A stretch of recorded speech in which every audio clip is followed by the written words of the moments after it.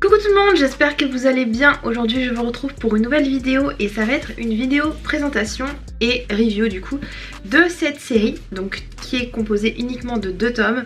C'est Stay Away de Yu Mizaki aux éditions Delcourt Tonkam.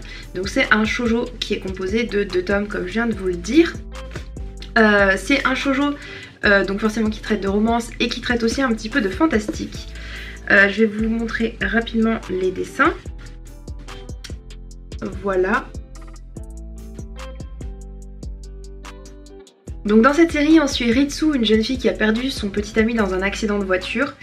Et elle va rencontrer le dieu du temps qui va lui permettre de retourner dans le passé, de retourner au tout début du lycée alors qu'elle ne le connaissait pas encore, qu'ils n'étaient pas ensemble, pour empêcher ce drame d'arriver.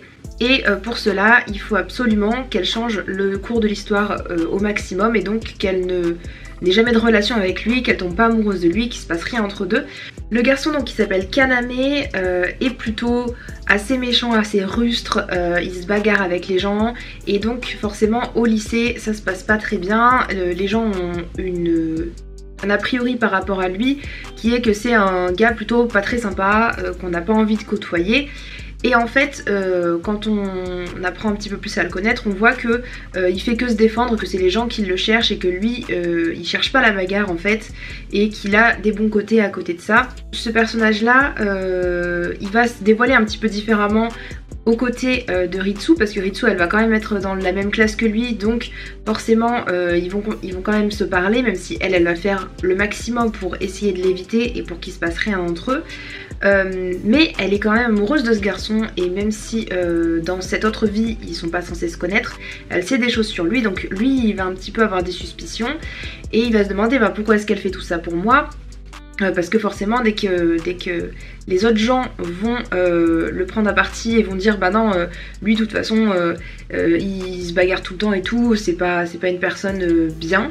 Et quand elle va entendre tout ça, elle va le défendre et du coup d'un côté elle est tiraillée entre le fait de ne pas devoir lui parler et d'essayer de l'éviter au maximum, et de l'autre elle continue quand même à l'aimer et du coup il va se passer des moments où elle va rester avec lui, où il va y avoir des moments où contre son gré presque, elle va faire des choses avec lui qu'elle n'aurait pas dû faire. C'est une série du coup qui est terminée en 2 tomes, donc forcément ça se passe très très vite, il se passe quand même pas mal de choses, on n'a pas le temps de s'ennuyer. Et pour autant ça va... Enfin comment dire, à la fois c'était très court et en même temps l'auteur prenait quand même du temps pour qu'on apprenne à connaître les personnages et qu'il y ait un dénouement réel à l'histoire et pas quelque chose qui tombe comme un cheveu sur la soupe.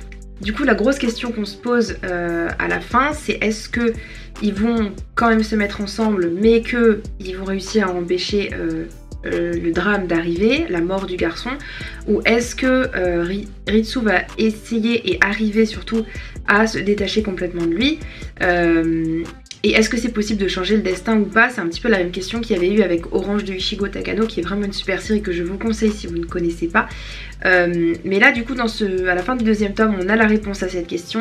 C'est une réponse qui m'a plu, qui m'a suffi et qui a été amenée d'une manière assez intéressante, assez intelligente, pour voir que c'est juste une petite série de 2 tomes et que l'auteur aurait pu un petit peu bâcler tout ça et nous fournir une explication un petit peu moyenne. Et globalement c'était une bonne petite série qui parle à la fois des destins, qui mélange un petit peu romance fantastique, ce qui est plutôt intéressant. Aussi qui parle du fait que les apparences sont parfois trompeuses et qu'il y a des personnes qui ont l'air gentilles ou qui ont l'air méchantes et qui finalement ne le sont pas. Voilà, ces petites choses qui font que c'est une série qui est intéressante de ce point de vue là. Après ça sort pas des sentiers battus, on a un shoujo qui reste quand même classique, mais c'est une petite série que j'ai bien appréciée en 2 tomes, donc si ça vous intéresse n'hésitez pas, moi j'ai passé un bon moment. Et je vais m'arrêter là pour mon avis. Si vous voulez me faire part du vôtre, n'hésitez pas à le faire en commentaire, et je vous dis à bientôt dans une prochaine vidéo. Ciao ciao!